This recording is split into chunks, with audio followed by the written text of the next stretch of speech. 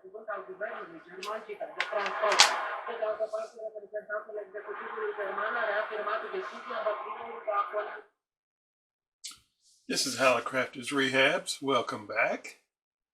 Okay, well, I was listening to this Mark 1B SX-100 yesterday, or before yesterday, and noticed that on band 1, by the way, this is tuned to Radio Romania International, actually, at this moment, at 1503 UTC. But on the medium wave band, on the low end, I noticed that the calibration of the dial was way off. Actually, the oscillator was out of tune, and the sensitivity was way down on the medium wave band, with about 150 kilohertz off. Now the oscillator and usually the capacitor associated with it in these tuned oscillator circuits are designed for the bandwidth and to be the most sensitive in the bandwidth. So if it's way off in the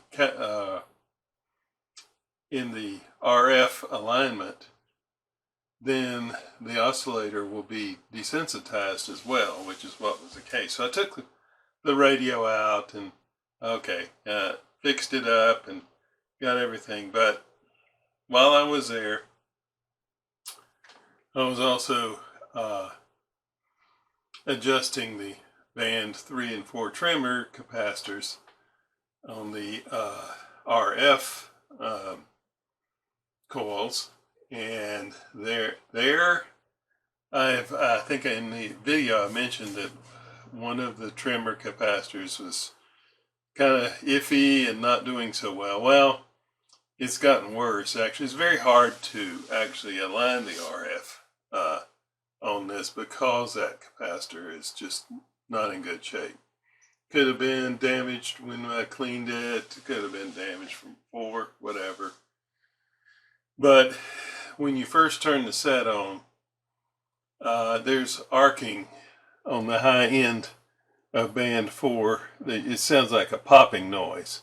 Now this is warmed up, and so you're not going to hear the popping noise that I heard when the radio is cold. So it does go away, but I'm such a perfectionist, that's no good. So I'm going to pull this out, and we're going to remove the trimmer capacitor in the RF sections for band 3. I think there's some popping right there in band 4. So we're just going to take those out and put a different capacitor in and see if that gets rid of it.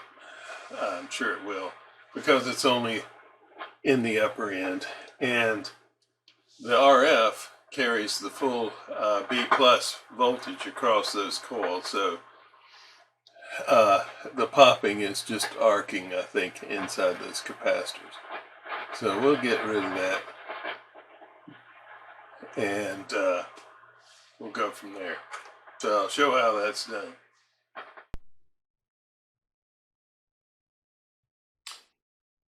Okay, so the two offending trimmers are this one. This is band 3 and the upper frequency, and here is the one for band 4. So the simple way to remove these is to take the slug out. There is a hex screw under it, and just remove the screw, and we'll probably be able to remove this without desoldering everything. We'll see. And we'll do that next.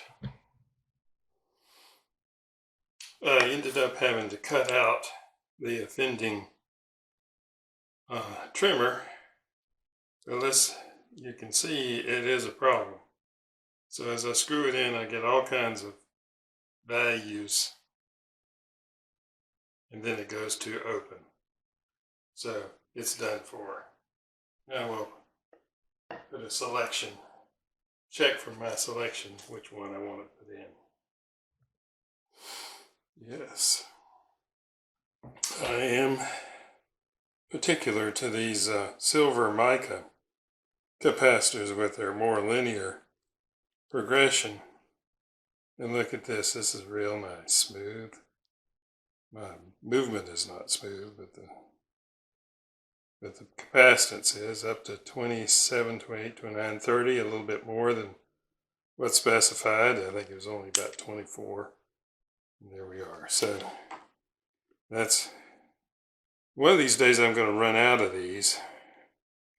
And I need a hamfest. We need a hamfest. We need a hamfest where I can sort of buy another lot of a box of used trimmer capacitors that are just perfect for this purpose. So this is as far out as I could get it without desoldering everything. And I think the next one I'm going to have to just desolder. It's just too hard to get to this, having to cut it out and all that kind of stuff.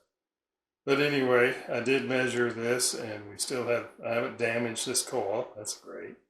So it still has continuity and inductance, and then of course we just tested the capacitance, so it's a simple matter of soldering this and then putting it back in. One thing I do, and should always be done, is to go around terminals like this and make sure there aren't any contacts with an adjacent terminal and things like that. And when I took this apart, I noticed that this is perilously close and perhaps almost touching this switch ground to this B plus lug right here. This is a B plus voltage on it.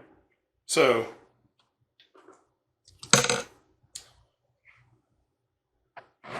that's one I missed, and it may have caused the arcing without any regard to the fact that that capacitor was no good. And see, we can shape it like it was before, but I always go through and check and make sure you've got no contacts between, where you've soldered things and where it should not be, where it's not supposed to be, so that there won't be any arcing there now.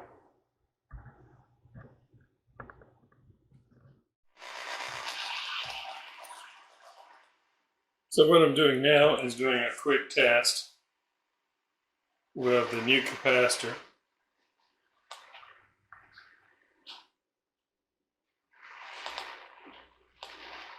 And you're just listening through the headphones, actually. No antenna.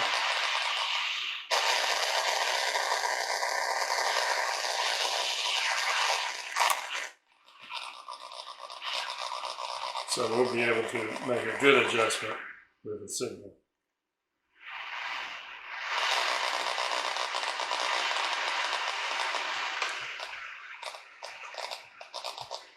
And just quickly go down to the bottom of the band and find the position for the slug.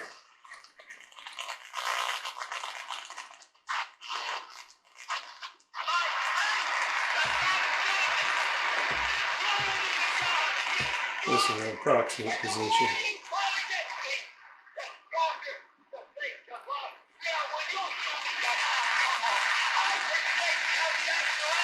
So that's so successful, I'm going to do this one also.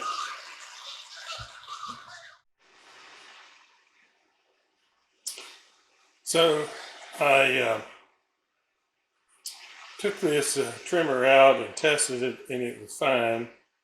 It is a different value. It goes all the way to 80 picofarads. So we can't use the typical 4 to 25 in that, and I found no suitable alternative, so it's still in there. But so that concludes really any servicing. This is working well, but the radio is so sensitive now that I've got to put the case on in order to really get the right settings. Literally, this is, you go to the top end and adjust this and the bottom end and adjust that, because one is affecting the other. So at any rate, I need to put the bottom of the case back on and finish and do an actual RF alignment.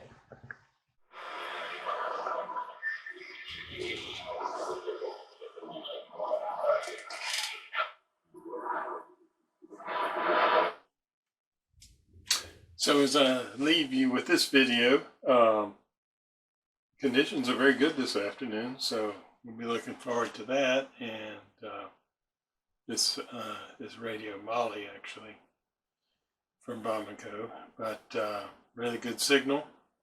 Radio is working perfectly, much more stable, it seems, all around, certainly on this band. So this is Hallicrafters Rehabs, and thanks for watching.